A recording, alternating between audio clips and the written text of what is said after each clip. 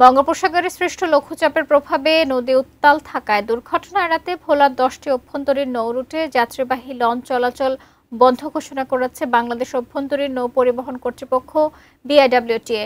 ভোলার ইলিশা লঞ্চঘাট থেকে সবশেষ পরিস্থিতি জানাচ্ছেন মোহাম্মদ মঞ্জুর আলম। মঞ্জুর, আপনি তো সেখানে আছেন, সেখানকার চিত্র জানাবেন।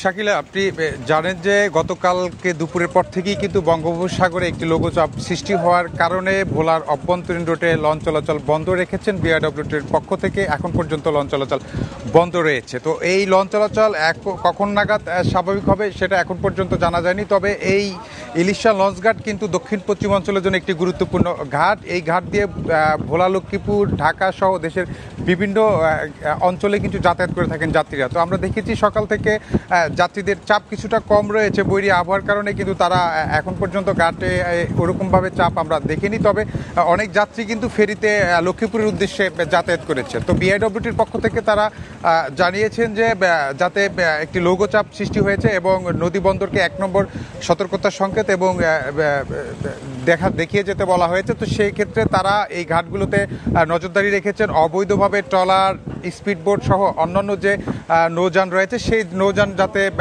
মেঘনাকে উপেক্ষা করে লক্ষ্মীপুরের উদ্দেশ্যে যেতে না পারেন সেই বিষয়টি তারা মনিটরিংয়ে রেখেছেন। তবে জেলা প্রশাসনের পক্ষ থেকে কিন্তু একই সিদ্ধান্ত নিয়েছেন তারা, বৈরী আবহাওয়ায় যাতে মেঘনায় কোনো প্রকার দুর্ঘটনা ঘটতে না পারে সেই জন্য ট্রলার, ছোট ছোট ট্রলার এবং স্পিডবোট তারা বন্ধ রেখেছেন। তো সব মিলিয়ে বলা যায় যে যাত্রীদের দুর্ভোগ, তারা জানিয়েছেন যে ছোট্ট একটি আবহাওয়া খারাপ হলেই কিন্তু তারা এই অভ্যন্তরীণ রুটে লঞ্চ চলাচল বন্ধ করেন।